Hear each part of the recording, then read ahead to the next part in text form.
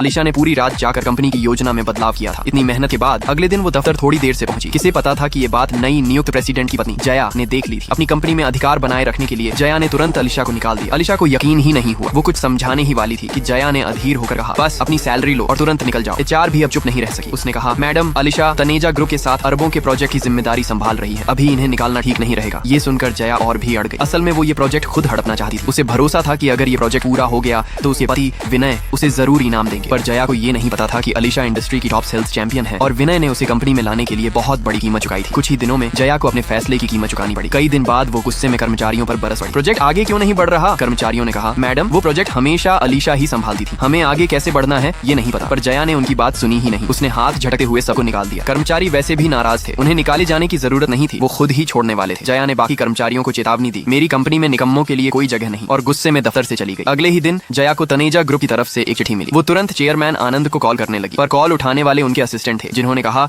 कि वो किसी जया को जानते ही नहीं, और फोन काट दिया। जया को अब भी कुछ समझ नहीं आया। वो अब भी ये सोच रही थी कि जब प्रोजेक्ट पूरा होगा विनय उसे कितना सराहेंगे। इधर अलीशा घर पर आराम कर रही थी। निकाले जाने के बाद कई मशहूर कंपनियों ने उसे ऑफर भेजे थे। बस अलीशा जी, आप हमारे साथ जुड़ जाएं, बाकी शर्तें आपकी। पर अलीशा अब भी सोच में थी कि आगे क्या करना है, इसलिए उसने सब ऑफर ठुकरा दिए। उसी बीच जो कर्मचारी जया ने निकाले थे वो सब अलीशा से मिलने आए। उन्होंने शिकायत की और कहा, मैम, अब आप ही कुछ कीजिए। अलीशा को विनय के लिए चिंता हुई। तभी एक कर्मचारी बोला, मैम, आप अपनी खुद की कंपनी क्यों नहीं शुरू कर दी? हम सब बिना सैलरी के भी आपके साथ काम करेंगे। ये सुनते ही अलीशा के चेहरे पर जोश लौट आया, जैसे उसे जिंदगी की नई दिशा मिल गई हो। कुछ ही समय में सबने मिलकर एक नई कंपनी की नींव रखी, जो उनकी खुद की थी, किसी की मेहरबानी नहीं। थोड़े ही समय में उनकी कंपनी का नाम बनने लगा। उन्हें एक बड़े बिजनेस कॉन्फ्रेंस कॉन्फ्रेंस में बुलावा भी आया। सारे कर्मचारी बहुत उत्साहित थे। अलीशा ने कहा, दोस्तों, ये कॉन्फ्रेंस हमारी कंपनी के लिए मार्केट बढ़ाने का सुनहरा मौका है। हमें पूरी मेहनत करनी है। सबके अंदर एक नई ऊर्जा आ गई। सभी काम में पूरी लगन से जुट गए। उधर जया को जब पता चला कि अलीशा ने अपनी कंपनी शुरू की है, वो हंसते हुए बोली, हारने वालों की कंपनी से डरने की कोई जरूरत नहीं। तभी उसकी सेक्रेटरी आई और बोली, मैडम, तनेजा ग्रुप को एक बैच माल भेजना है। जब जया ने लिस्ट देखी तो उसके चेहरे का रंग उड़ गया, क्योंकि उसके पास तो इतना माल था ही नहीं।